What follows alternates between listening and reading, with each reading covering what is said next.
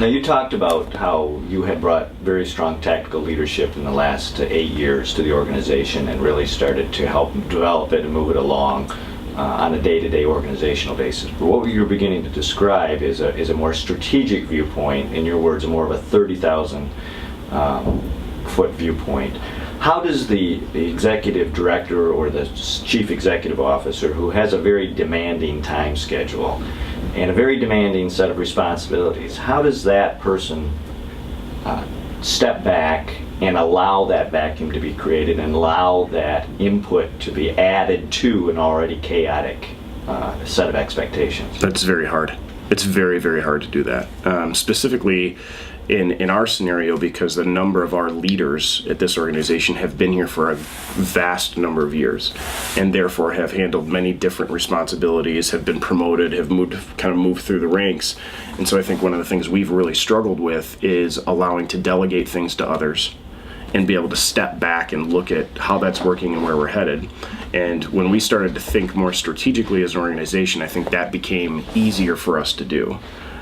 My real struggle in my own personal journey with that was that I became very disconnected from daily operational factors, but I can't live in both spaces at the same time. And so it was a change for me to be able to say, all right, in order to think strategically and to be the best leader I possibly can be, I need to be specifically focused on what's going to happen 2 years from now, not what's going to happen 2 months from now, because somebody's already doing that.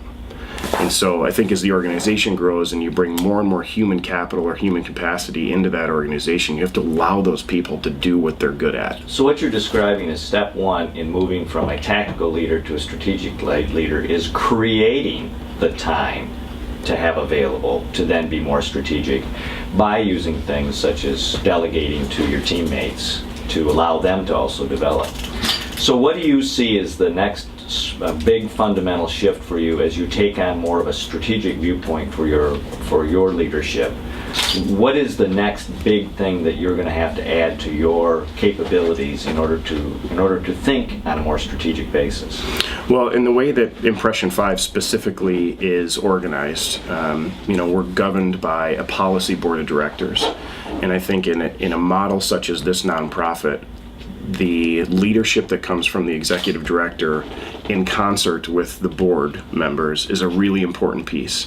And I think it's something that we haven't necessarily had to the degree that we would like to have had over the last 15 or 20 years. The board's kind of been hands-off, policy only, and I think what we're engaging now in the next 2 or 3 years here at Impression 5 is a much more integrated approach with the leadership of the organization from an internal standpoint and the board membership, and in giving them tactical output of how we can all move forward, because I think this organization specifically is at the precipice of something amazing.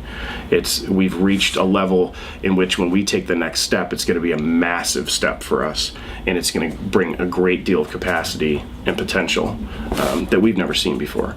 And so I think as I step back and look at where I need to be in that mix, I think my role is going to become much more strategic in approach and bringing the right people to the table to give us the tools we need to move from a $1.3 million organization to a $2.5 million organization. How are you preparing yourself to make that journey?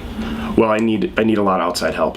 And part of that is that we've recently had some fantastic additions to the board of directors that are helping me shape what that looks like.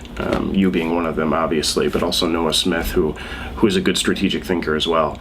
And so I think when you get to that situation, I think quite often you can become overwhelmed thinking that you have to create all of this on your own in your own mind. And what is very true is that you can't.